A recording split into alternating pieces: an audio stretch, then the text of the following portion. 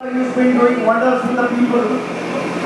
पर हिमालय परिवार में जो इन्होंने काम किया इतना अद्भुत था, जम्मू कश्मीर में काम इतना अद्भुत था कि उसमें से कई ऐसे बड़े बड़े कार्यकर्ता निकले जिनका भाग्य, देश का भाग्य जुड़ा। और शायद जो पीस के लिए, शांति के लिए जो इनके प्रयास रहे, वो जब दुनिया की नजर में आए तो बुद्धिस्ट कंट्रीज का एक ग्रुप है, it's a group of 51 countries. तो आपको ग्लोबल पीस एम्बेसडर अवार्ड से भी नवाजा गया।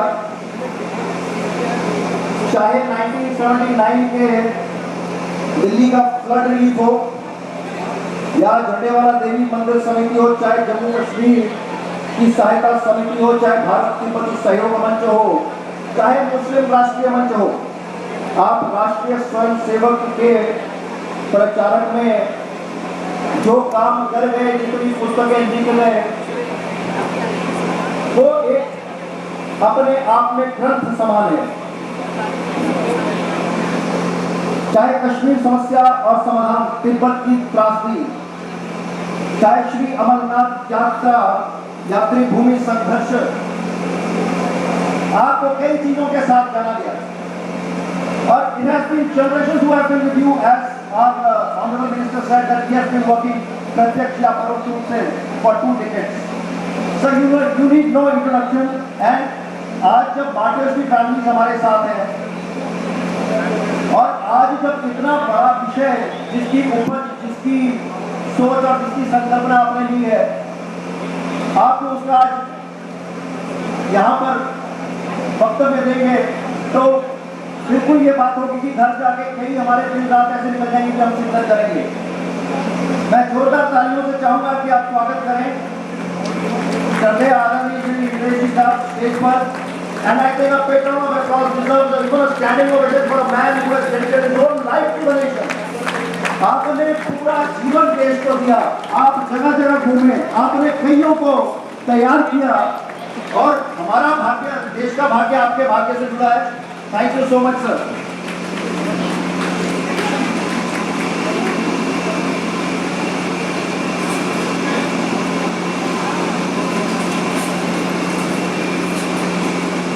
अगस्त 2021 लाल किला संबोधन में वर्तमान प्रधानमंत्री श्री नरेंद्र मोदी ने अनेक वाक्यों में एक वाक्य बोला था, देश प्रेम प्रथम, देश प्रेम सदैव।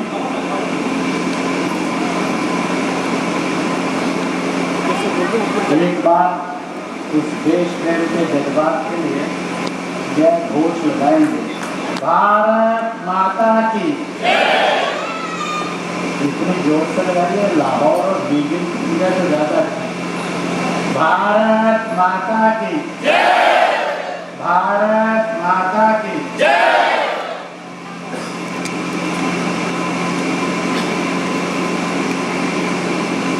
सन 1857 से 1947 के बीच में इनोसेंट और रेवोल्यूशनरी बीमारियों से अंग्रेज ने जिनका उपचार नहीं होने दिया, 2 से 2 करोड़ लोगों का बलिदान।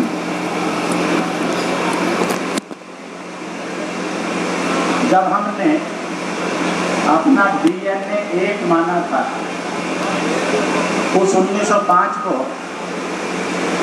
अंग्रेज ने भारत विभाजन की बजाय बंगाल विभाजन का प्रस्ताव लाया। चाहे मोहम्मद बिन था, चाहे मोहनलाल था,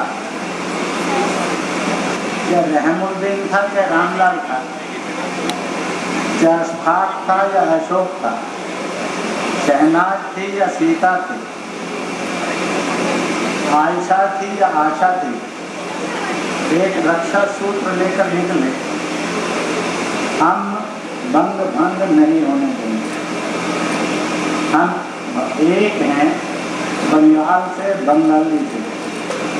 हम देश से एक हैं, हिंदुस्तान हिंदुस्तान। आधी दुनिया पर राज करने वाली ब्रिटिश हुकूमत को झुकाया और बंग भंग 1911 में वापस लेने के लिए मजबूर किया। अंग्रेज ने मजहबी राष्ट्रीयता और जाति राष्ट्रीयता को जन्म दिया। दुनिया में मजहब के नाम पर दुनिया कहीं राष्ट्रीयता नहीं। मजहब जोड़ने के लिए रास्ता भी नहीं। जातीयताएं अनेक हैं, इसलिए बटा भी रहेगी। उसने मजहब आधारित, जाति आधारित राष्ट्रीयता को जन्म दिया। दोस्तों, भाइयों और बहनों, 1947 आया, भारत का विभाजन हुआ। 3 करोड़ लोग उजड़े। 12 लाख लाशें तो गिनी गई हैं, कितने लाख अनगिनत होंगी जो गिनी नहीं जा सकती। 2000 के लगभग पूजा स्थल टूटे। 6 से 7 लाख बहू बेटियों ने जहर खाकर, छुरे भोंककर, कुओं में छलांग लगाकर अपने सम्मान की रक्षा की शील बजाया। 8 लाख से अधिक लोगों का धर्मांतरण हुआ। यह विभाजन बहुत क्रूर था। मेरे से एक बार किसी ने पूछा था, इस गाने पर आपका क्या कहना है?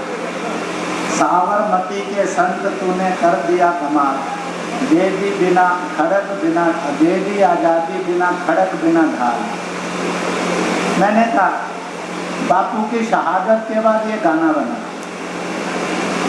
अगर बापू जीवित होते वो कभी इस गाने को बनने नहीं देते।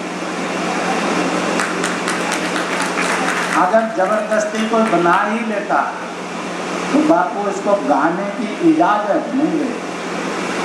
अगर कोई गाने लगता तो बापू सभा से बाइकआउट कर देता।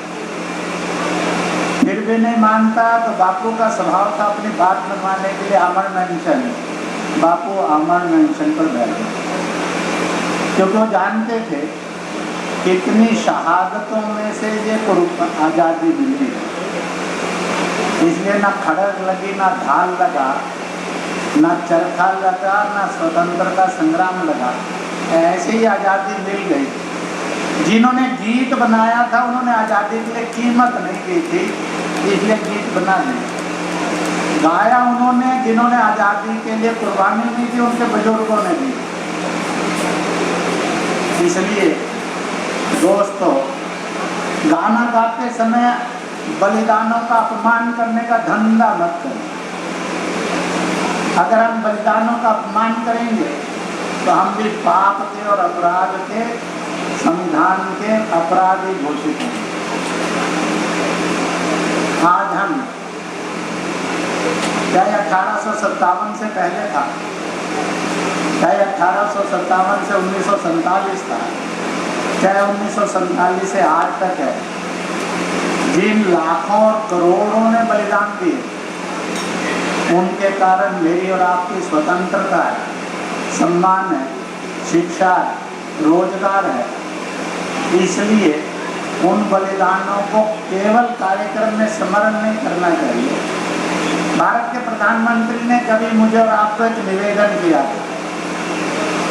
हम जिस भी पूजा पद्धति के, जिस भी व्यवस्था के प्रतिदिन ऐसे जो लाखों नहीं करोड़ों करोड़ शहीद हैं, इनके लिए कोई एक दिया, एक अगरबत्ती तो जलाइए, प्रतिदिन उनको नमन करिए, तो शायद जिंदगी में मरते मरते आप बलिदानों के ऋण से उऋण हो सके।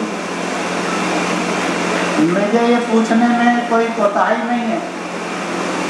ऐसे बलिदानों को रोज नमन करते हैं और स्मरण करते हैं और अपनी श्रद्धांजलि अर्पित करते हैं। जो इसको जी रहे हैं वो एक बार हाथ ऊपर खड़ा करें।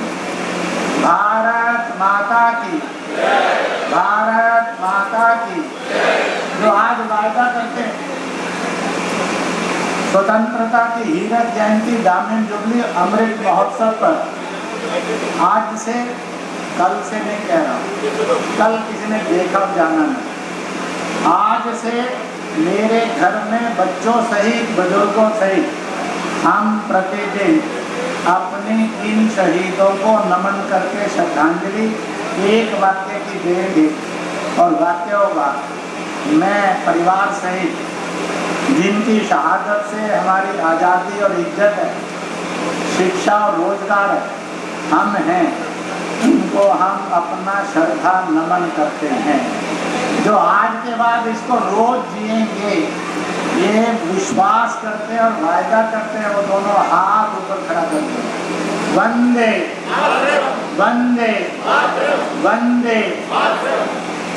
फिल्मी गाना है दोस्तों, वायदा किया तो हीरो हीरोइन में सॉरी सर चल सकता है, पर देश में और देश के ईमानदार नागरिक में सॉरी सर वाला अपराध नहीं चल सकता। इसलिए हम इसको जिएंगे, ये हमारे जीवन की आन बान शान बनेगी, हमारे जीवन का मार्ग बनेगा। मजहब के नाम पर बंटवारा हुआ, बंटवारा होने का आधार बना 1971 आया, वही पाकिस्तान मजहब के नाम पर एक नहीं रह सका। मजहब की राष्ट्रीयता को उन्होंने नकार दिया, जाति की नागरिकता को नकार दिया, अपने डीएनए स्मरण किए, और वही पाकिस्तान 1971 में पाकिस्तान और बांग्लादेश में टूटकर बिखर गया। वही पाकिस्तान आज कहाँ गिरा? सिंधी पाकिस्तानी मुसलमान, बलोच पाकिस्तानी है मुसलमान, पख्तून पाकिस्तानी है मुसलमान, मुहाजिर पाकिस्तानी है मुसलमान, इन पर जुल्म जुल्म जुल्म है। ये सब अपनी अपनी आज़ादी की मांग कर रहे हैं। भाई और बहनों, वो दिन भी हम और आपको देखने को लिए जरूर मिलेगा जब पाकिस्तान 3-4 मुल्कों में टूट कर बिखर गया। जिनको लगता है हे प्रभु, हे खुदा, हे वाहेगुरु, हे गॉड, वो दिन देखने को मिल जाए तो हम खुशकिस्मत होंगे और नरक में स्वर्ग जाएंगे, जन्नत में जन्नत जाएंगे, ऐसा मन कहता है। वो दोनों हाथ ऊपर खड़ा करें। भारत माता की। प्रभु से प्रार्थना करूंगा, हम सबकी इच्छा करोड़ों करोड़ भारतीयों, करोड़ों से अरबों विश्व के नागरिकों की बने, क्योंकि जो पाप में से उन्माद में से जन्मा है वह मानवता के नाम पर कलंक था, कलंक है और कलंक रहेगा। मैंने ये बात केवल आप में नहीं कही है। 7-8 साल पहले एक कार्यक्रम के अंदर मुझे पाकिस्तानी एम्बेसी के लोग और राजदूत मिले। मैंने तो कहा, जो होना था 47 में हो गया। You can't be A peaceful नेबरर। आप एक शांति प्रिय नागरिक क्यों नहीं हो सकते, देश क्यों नहीं हो सकते? नेपाल भी हमारा पड़ोसी है। नेपाल के अंदर 365 दिन में भारत को और नेपाल को सुरक्षा का जो व्यय करना पड़ता है, वह पाकिस्तान भारत के बीच में 1 घंटे का व्यय है। भूटान और भारत भी पड़ोसी हैं। भूटान बौद्ध देश है, उसके बीच में जो 10 वर्ष का सुरक्षा का व्यय उसका और हमारा है, वह पाकिस्तान के साथ केवल 1 घंटे का व्यय है। क्या हम इसलिए जन्मे थे? क्या इसलिए पढ़ रहे हैं? क्या इसलिए पदों पर हैं? क्या इसलिए कुर्बानियां दे रहे हैं? क्या यही इतिहास लेते लेते हम भी चले जाएंगे? भाई और बहनों, ना हम इसके लिए प्रभु ने जन्म दिया था, ना हम जन्मे थे।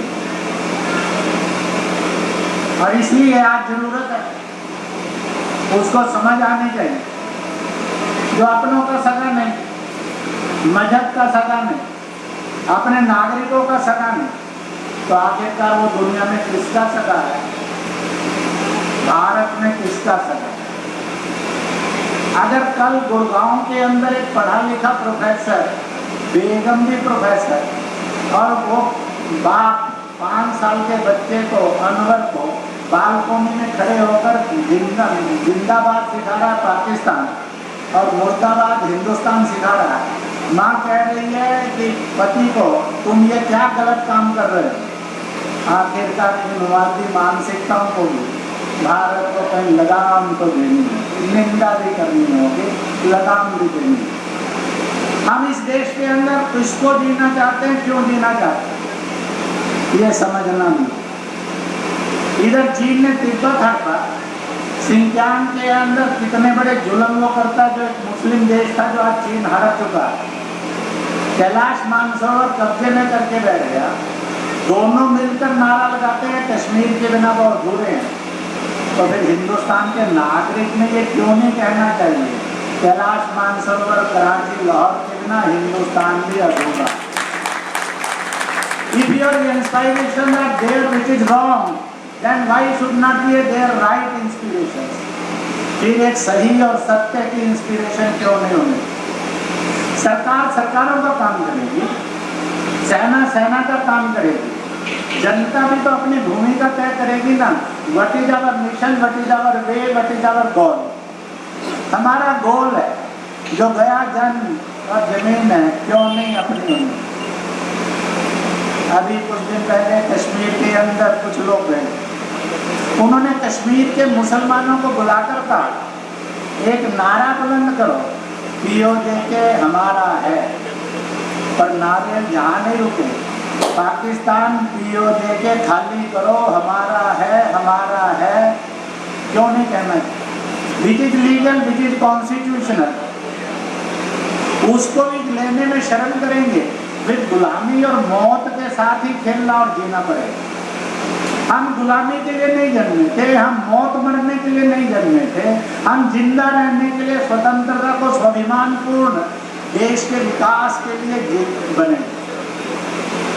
और इसलिए यह अमृत महोत्सव अखंड भारत विशाल भारत के नाम पर फैंस के द्वारा लॉन्चिंग वर्ष भर चलेगा, परंतु हमें इसमें आगे भी जाना। हम दुनिया का बहु मजहबी देश, इतने मजहब है, पंथ है, धर्म है, दुनिया में किसी देश में नहीं। हम सब विद्वान बैठे, यहाँ से जाने के बाद दिमाग लड़ाना, अभी प्रश्न रिजर्व ले जाना। Name any single country where all the religion and सब religion have a respect and equal rights. दुनिया का किसी एक देश का नाम बताइए जिस देश के अंदर सब रिलीजन्स के लिए सम्मान भी हो और स्वीकार्यता भी हो। There is only one nation, that is Bharat, Bharat, Bharat. इस पर गर्व क्यों नहीं करना चाहिए। नहीं है कोई, यही सत्य है कोई, वो भी सत्य है, पर सत्य से मुख मोड़ना नहीं है। इसलिए क्या हम इस भारत को सजाने का संकल्प कर सकते हैं। धर्म रहेंगे, मजहब रहेंगे, उप मजहब फिरके रहेंगे, अपने अपने पर चलेंगे, दूसरे की निंदा नहीं करेंगे, सम्मान करेंगे, दखल नहीं देंगे, उसके साथ चलेंगे। और इसलिए no threat to my faith, but he also won't be threat to another thing। कोई भी होगा, किसी भी तरह का हो, नहीं करते हैं तो फिर शिया सुन्नी भी कत्ल करते हैं। फिर कोई नहीं करता है तो कैथोलिक प्रोटेस्टेंट भी लड़ते हैं। फिर कोई नहीं मिलता, महायान और थ्योरवाद के बुद्धिस्ट भी घूर कर देते हैं। कोई नहीं मिला तो आर्य समाजी और सनातनी भी घूर लेते हैं। ये नहीं चाहिए। इसलिए follow your own religion, respect all other religion, no conversion, no fundamentalism, धर्मांतर, नो लव जिहाद। ऐसा देश बनाना है। इसलिए हम इस 75 में महोत्सव में तय करेंगे भारत और मजहबी दंगों से मुक्त भारत का निर्माण हो। हम इसको करने के लिए संकल्पबद्ध होंगे। कीमत देनी पड़ेगी तो कीमत देंगे, श्रम करना पड़ेगा तो श्रम करेंगे। हम दुनिया की सर्वाधिक जाति उपजातियों का देश, आज 7,500-8 हजार से अधिक जाति उपजाति है। जाति उपजाति रहेगी, किसी भी जाति को अछूत कहना, उसका अपमान करना, ये पाप और अपराध है, मानवता विरोधी है, नहीं करेंगे। इसलिए we respect our own caste and we also respect every other caste. इसलिए अनटचेबिलिटी हुई और सबसे अधिक सब जातियों के सम्मान वाला भारत हम बनाएंगे। मैं आपको एक बात कह देता हूँ, दुनिया के अंदर कोई भी विद्वान हो जिसने छुआछूत को धर्म माना है, उसका कोई स्मारक नहीं है, कोई तीर्थ नहीं है, कोई पुस्तक नहीं है, कोई ग्रंथ नहीं है, कोई कथा कहानी नहीं है, उसका धर्म चित्र भी नहीं। जिन्होंने छुआछूत को अधर्म माना उनके चित्र भी हैं, स्मारक भी है, कथाएं भी हैं, ग्रंथ भी हैं, वो आदर्श भी है। वो बुद्ध हैं कि राम है, वो महावीर है कि नानक, वह मीरा है कि तुलसी है, सब भी। वो रहीम भी है, रसखान भी, वो दारा शिको भी है, वो जयसी भी। इसलिए इस देश को छुआछूत मुक्त देश बनाएंगे, छुआछूत युक्त देश में। अपने देश के अंदर जहाँ एक नारी का अपहरण हुआ, राम रावण युद्ध हुआ था, 32 लाख लोगों की लाशें निकली। फिर एक नारी का चीरहरण हुआ, महाभारत का युद्ध हुआ था, दुनिया जानती है 23 लाख लाशें गिरी गई। इस भारत को भारत बनाए रखना है, इसलिए नारी का सम्मान।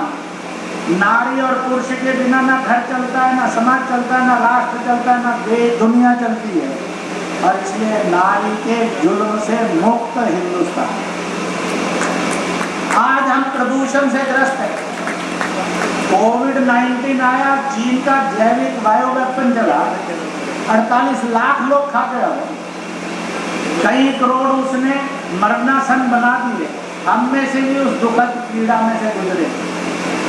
और इसलिए प्रश्न खड़ा होता, और उस समय जब मैं और आप घरों में बंद हुए, लोगों ने कहा पर्यावरण आओ। जैसे ही मुझे और आपको छोड़ा गया, लोगों ने कहा प्रदूषण भी बाहर आ। वेरी प्रदूषण। दोस्तों, पर्यावरण युक्त भारत होगा, विश्व सजेगा और प्रदूषण मुक्त होगा। पेड़ लगाएंगे, जल बचाएंगे, प्लास्टिक से दूरी रखेंगे और उसी के साथ गंदा नहीं करेंगे, स्वच्छता रखेंगे।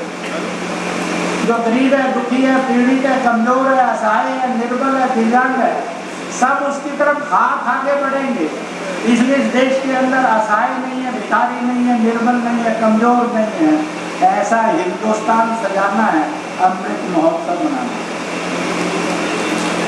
और इसलिए इन बातों का संकल्प करके इस एक को या अनेक को पर हम जिएंगे। इससे काम नहीं चलेगा कि हम तो कुछ भी जिएंगे, देश ने और दुनिया ने और सरकार ने ठीक जीना चाहिए। ऐसा दकियानुसी विचार, मूर्खतापूर्ण विचार देश में नहीं चलना चाहिए भाई और बहन। और इसलिए एक भारत, महान भारत, श्रेष्ठ भारत, शिक्षित भारत, स्वाभिमानी भारत, शक्तिशाली भारत और विकसित भारत, ये हमारी प्रायोरिटी थी, हमारी प्रायोरिटी है, ये प्रायोरिटी रहे। मैं जम्मू कश्मीर 17 साल रहा, 1983 से 2000। आतंकवादियों ने मेरा 3 बार अपहरण करने की कोशिश। एक बार मैं बहुत कठोर शिकंजे में ली, वो नालायक फेल हो गए, मैं पास हो गया, इसलिए आपके बीच में खड़ा हूँ, नहीं तो मेरी और आपकी राम राम हो गई। भय से नहीं दिया जाता, डर से नहीं दिया जाता, दुखों से नहीं दिया जाता। बलिदानों के लिए आंसू नहीं बहाए जाते हैं, बलिदानों के लिए शौर्य जगाया जाता है, तभी उनको सच्ची और श्रेष्ठ श्रद्धांजलि भी होती। इसलिए हर जवान अपनी माँ को, पत्नी को, परिवार के लोगों को कहते हैं, मेरी मौत पर अगर आंसू निकले तो ये मेरे लिए बदनुमा दाग होगा। ये कहना सरल है परंतु जीना कठिन है। उस जवान ने इसको जिया है, जिसने जिया है उसकी इज्जत इसी में है कि हम मुस्कुराहटों के साथ आने वाली संतान में, गांव में, जाति में, कौम में इसी प्रकार की अग्नि प्रज्वलित करें। देश प्रेम प्रथम, देश प्रेम सदैव। एक बात ध्यान में रखिए, मैं अपने भाषण की समाप्ति की तरफ जा रहा हूँ। 1857 में बहादुर शाह जफर थे, ये तांतिया टोपे थे, नाना साहब फडणवीस थे, हजरत बेगम महल थी, रानी झांसी थी। इन्होंने नारा लगाया था फिरंगी मारो देश बचाओ आजादी लाओ। इन्होंने ये नहीं कहा था फिरंगी मारो देश बचाओ रोटी कपड़ा मकान लाओ। लोकमान्य तिलक ने नारा लगाया था स्वतंत्रता हमारा जन्मसिद्ध अधिकार है, इसको लेकर रहेंगे। ये नहीं कहा था रोटी कपड़ा मकान शिक्षा और रोजगार हमारा जन्मसिद्ध अधिकार है, इसको लेकर रहेंगे। बापू ने नारा लगाया था ब्रिटिश क्विट इंडिया, अंग्रेजों भारत छोड़ो। ये नहीं कहा था अंग्रेजों भारत छोड़ो रोटी कपड़ा मकान हमारे अधिकार है, लेकर रहे। सुभाष ने नारा लगाया था तुम मुझे खून दो मैं तुम्हें आजादी दूंगा। ये नहीं कहा था तुम मुझे खून दो मैं तुम्हें रोटी कपड़ा मकान शिक्षा और रोजगार दूंगा। ध्यान में रखना दोस्तों, भाइयों और बहनों, रोटी कपड़ा मकान के लिए श्रम किया जाता है और उस श्रम करने से अनुशासन बनता है, उससे रोटी कपड़ा मकान शिक्षा और रोजगार मिलता है। परंतु आजादी के लिए श्रम नहीं करना पड़ता है, संघर्ष करना पड़ता है। आजादी के लिए कमाना नहीं पड़ता, बलिदान करना पड़ता है। आजादी हमेशा बलिदान से फलती फूलती है, रोजगार हमेशा मेहनत से और श्रम से फलता फूलता है। इसलिए हम गुलाम थे, गुलामी का जीवन बदतर होता। इसलिए दुनिया के और हिंदुस्तान के सब महापुरुषों ने आजादी प्रथम यानी देश प्रथम देश अंतिम देश सदैव का रास्ता दिखाया। हम कहीं भटक ना जाए, इसलिए देश के अंदर जहाँ मेरी और आपकी जरूरत है, और वह ये जरूरत है कि हमें कोई ना कोई प्रोजेक्ट मिले, प्रकल्प मिले, कोई ना कोई असाइनमेंट मिले। ध्यान रखना, assignment without patriotism becomes crime and corruption. जिसमें देश प्रेम नहीं है, जिस शिक्षा के अंदर, रोजगार के अंदर, उद्योग के अंदर देश प्रथम नहीं है, वह पढ़ा लिखा हो सकता है, विद्वान हो सकता है, वह बड़े पद पर हो सकता है, परंतु वह सिंबल ऑफ ऑनेस्टी नहीं होता, डिसऑनेस्टी होता है, वो करप्शन और क्राइम का चेहरा होता है। मैंने भी 1970 में Punjab engineering college technical university से मैकेनिकल इंजीनियरिंग किया। 1972 में चंडीगढ़ में एक बहुत बड़ी कॉन्फ्रेंस थी, जो पिछले 5-10 वर्षों के होनहार छात्र थे उसमें। मैंने कहा मेरी सरकार ने, प्रशासन ने, इंस्टीट्यूशन ने, परिवार ने मुझे एक अच्छा इंजीनियर बनाने के लिए लाखों लाख इन्वेस्ट किया। टेक्नीशियन भी लगाए, लर्निड भी लगाए, एक अच्छा इंजीनियर बनना है। पर मेरे सामने प्रश्न था, all the system is enemy to me और फ्रेंडली टू मी। मुझे एक अच्छा इंसान बनो, एक अच्छा भारतीय बनो, इंडियन बनो, हिंदुस्तानी बनो। No teacher, no classroom, no subject, no curriculum. तो आखिरकार हम शिक्षा में अपने संतान के दोस्त हैं कि दुश्मन? और इसलिए शिक्षा में संस्कार चाहिए, तब एक अच्छा नागरिक मिलता।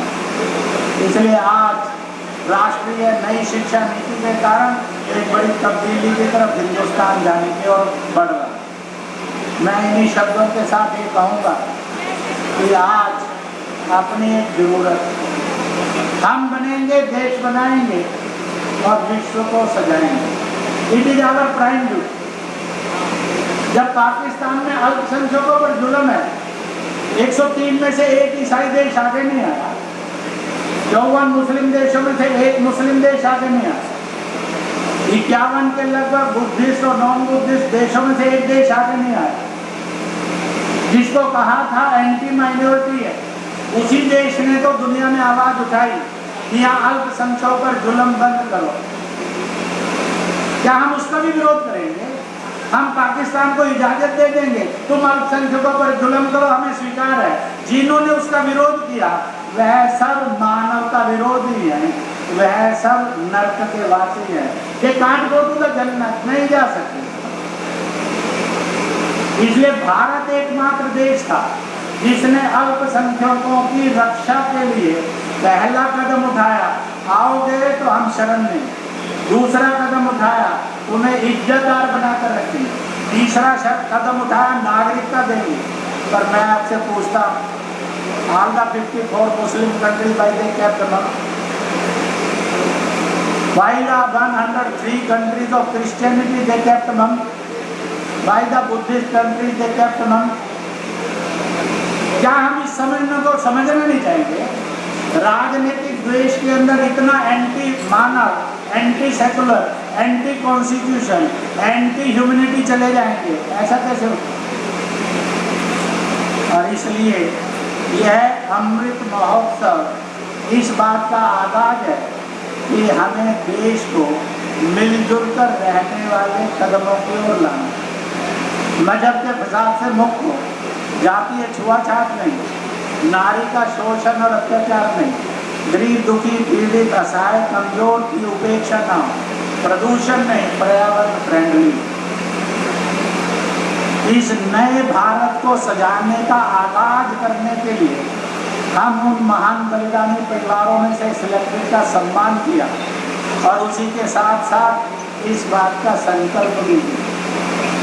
इसलिए जो हमारा है हमें मिलना चाहिए, हम किसी का मान नहीं रहे। और इसलिए अंतिम पंक्तियों के साथ जा रहा हूँ। महाभारत का युद्ध 5200 साल पहले राजसूय यज्ञ हुआ। उस समय में युधिष्ठिर राजा हुए। उसकी भारत की एक सीमा ईरान थी, दूसरी इंडोनेशिया, तीसरी श्रीलंका, चौथी तिब्बत। आज उसके 54 देश है। उस समय ये लगभग 1900 गणराज्य थे। गणराज्य स्वतंत्र थे, परंतु रनिंग के लिए एक दूसरे के दुश्मन नहीं मित्र बनते थे, इसलिए ये भारत यूनियन। 1857 में मुगलिया तख्त को हटाकर अंग्रेज सत्ताधारी बने। उस समय का भारत अफगानिस्तान एक तरफ था, म्यांमार दूसरी तरफ था, तिब्बत तीसरी तरफ था, श्रीलंका और समुद्र चौथी तरफ था। इसके उस समय में 13 देश बने, जिसके ऊपर अंग्रेज की हुकूमत शुरू हुई। 1876 में उसने बफर स्टेट अफगानिस्तान बनाया रूस को साधने। 1914 में उसने तिब्बत को बफर स्टेट बनाया चीन को साधने। 1904 और 6 के अंदर 2 पहाड़ी लगभग 56 छोटे छोटे राज्यों को भूटान और नेपाल के रूप में अलग किया ताकि देश कमजोर किया जा सके, देश के क्रांतिकारी जाकर शरण नहीं ले सके। 1935-37 में उनके सामने म्यांमार और श्रीलंका का रिवोल्ट आया और इसलिए उन्होंने तय किया इनको भी सेमी इंडिपेंडेंट दे दो। और 47 में जाते जाते भारत का विभाजन किया। पश्चिमी पाकिस्तान जो आज पाकिस्तान है, पूर्वी पाकिस्तान जो आज बांग्लादेश है, और मालदीव अलग है। गलती नहीं करना कि 1947 में केवल पाकिस्तान बना है। 1947 में मालदीव भी भारत से अलग किया। Britishers divided Bharat for 7 times, created 9 countries. Other 4 countries automatically become liberated. और इसलिए हमारी यात्रा बहुत कठिन भी है, संकट भरी भी, पर तो भी हम दुनिया को लीड करने के लिए जिंदा। हमने योग से लीड किया। 8.5 करोड़ मुस्लिम महिलाओं को तलाक के अत्याचार से बचाया। 8.5 करोड़ मुस्लिम मर्दों को जालिम होने से और जन्म में जाने से रोका। 370-35 है हटाकर हमने देश की एकता और अखंडता सर्वोच्च इसको प्रतिष्ठित किया। 493 वर्ष से चला हुआ राम जन्म स्थान का मुद्दा सदा सदा के लिए हल किया। दोस्तों, nothing is impossible for Bharat nowadays. किसी के साथ जबरदस्ती नहीं, किसी पर डंडा नहीं, किसी पर जुल्म नहीं। हम कानून के रास्ते से, संविधान के रास्ते से चलेंगे। अपने अपने ढंग से कानून और संविधान की व्याख्याएं नहीं करेंगे। एक भारत, एक भारतीय, एक संविधान, एक नागरिकता, एक राष्ट्रध्वज, एक राष्ट्रगान, इसके रूप में भारत यात्रा प्रारंभ कर चुका है और भारत की यात्रा अपने अंतिम चरण तक लेकर जाएंगे। इस संकल्प का नाम है अमृत महोत्सव। हम बलिदानियों का कहना चाहते हैं कि आपका एक बलिदान जाया नहीं जाएगा, ना गया न जाए। हम सारे देश के 130 करोड़ लोगों को कहना चाहते हैं आपके श्रम की बूंद न जाया गई है न जाएगी, परंतु एक बात तो रोज गाइए, देश प्रेम प्रथम देश प्रेम अंतिम।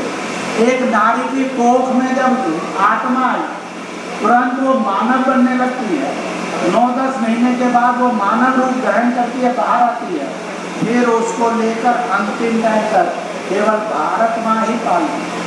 यही रोटी देती है, यही जल देती है, यही अन्न देती है, भोजन देती है, यही दूध देती है, आदमी ठंडन यही आधार देती है, यही वस्तुएं देती है, मकान भी बनता है, कोठी भी बनती है, झोपड़ी भी बनती है, कल कारखाना दफ्तर भी बनता है, दुकान भी बनती है, यही आधार देती है, वस्तुएं देती है।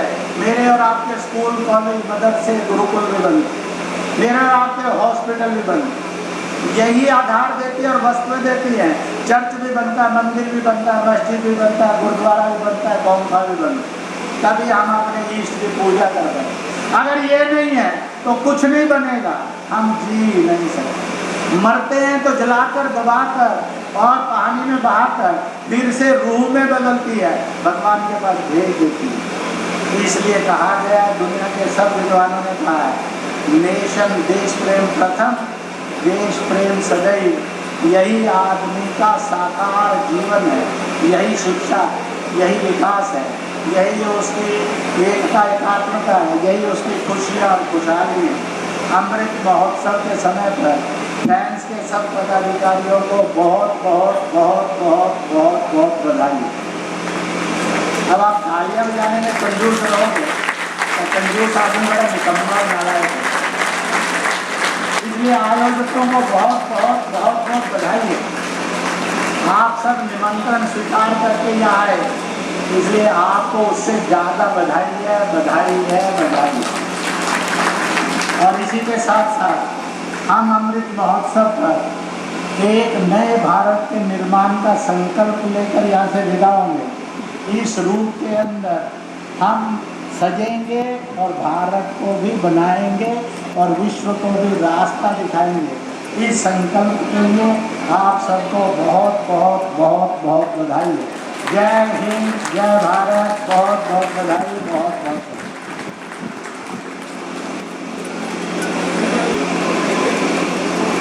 धन्यवाद आदरणीय इंद्रेश जी।